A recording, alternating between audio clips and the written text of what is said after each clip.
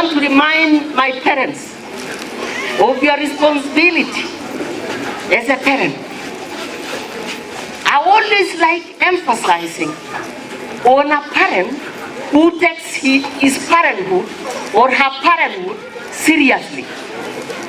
I want to believe that every parent who is seated here today knows very well that she or he has a duty to please God. When God gives us children, He doesn't just give us children to be born, to be seen, and to be forgotten. God gives us children so that us as parents nurture them correctly as He Himself wants us to do. They say, bring the child, teach the child in the way he should be, and he will not depart from it. Who is supposed to do that? I always wonder about the parent who comes here and talks about and shows that his or her child is not supposed to be corrected. I just look at the parent and I sympathize. Because these children we bring today can either be our blessings or can be our misery. Depending on how you take care of those children, depending on how you teach those children, depending on the way you nurture those children, depending on the way you propel those children. If you don't know what's happening, if you don't know what's going on with your children, then you have no reason to be a parent. Most of the parents who give us good children are very few. The majority of us have no time. We are in a hurry. We want to go do this. We want to go. But don't forget that this one child, who has been given to you by God and you didn't buy, must be nurtured in the way, in the correct way. Teach your child to be respectful. Teach your child to work. Teach your child to be responsible. Teach your child to care. Teach your child to love. Let it be your responsibility. Let it be your duty. I'm begging you. Because I know if you do that, you will not regret when you are old like me. But if you are careless, and you say, oh, baby,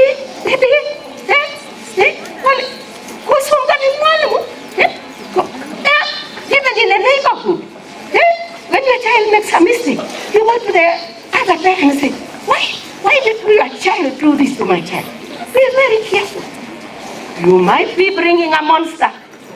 You might be nurturing a monster. Who will work on you? I tell you today. I have seen parents who suffer. They are hiding themselves from their own children. And it isn't because the children were bad. It is because the parent himself did not take his or her responsibility as required. Let us not take it as a joke that we have been given these children. Every day, monitor your child. Even those picky men who bring the children here. I've set a book there. They must write their names and the number of their picky out. Why? I am concerned about your child. How about you? Do you know the number of that fellow? Do you know his picky registration number? Are you aware about that man? Do you know his character? Let us be wary. Let us be careful, lest we lose the children before we know. I can teach them, yes. They will know to read, they can pass, they go to university. But do they have the stomach? Do they have the muscle to be people to be respected? Does anybody say, I wish my children are like the children of so-and-so? My dear parents, I love you. But I want you to love your children more than me by nurturing them. Even some of your children, they come here and they say, Mama yangu alisema nisichapwe. Ale tigeti na nyongige bilinogo tombana. Hata nikuambie, hebu sema tu na ufundishe. And I want to pray God that He gives me for some time until I hear that, oh, Mom Zazi Sulan. I said, Mzazi ya nani? Ya mtoto nani? Aha! She deserves that. Let us beware. Let us be careful. Let us be responsible. You know, some of us, I remember when I was a teacher, for your information. I was an education officer. But there is no day I left my children without any plan. Every day my children have something to do.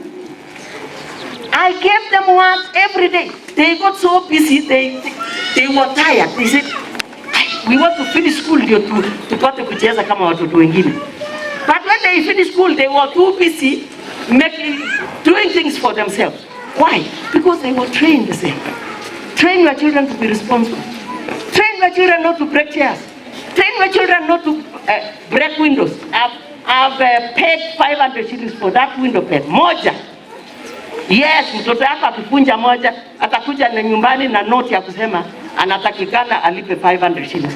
Why should that child pay 500 shillings? Why should you pay 500 shillings? Stop the hands of those children.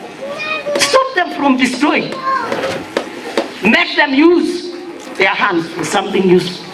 If you come to this school, you will find the children are walking in a single file. Either with their chairs in front of them or their hands behind them.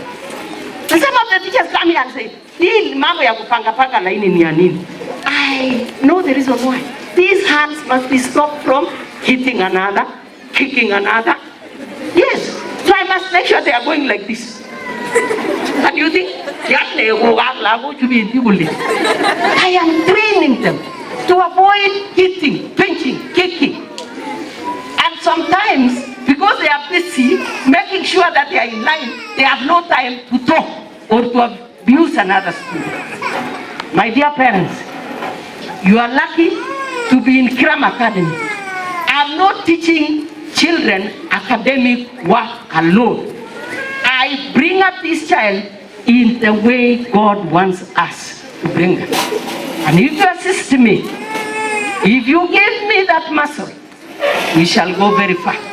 And we shall produce the Kibrop, the Michelle Kimeli, Temswa. You see the work that was done here, of this and this, like that. That is now Kiram. That is the beginning of new Kiram. Wajana na wale walikuwa naimba like they want to sleep. You saw those sharp boys and girls, even walking, style, all that.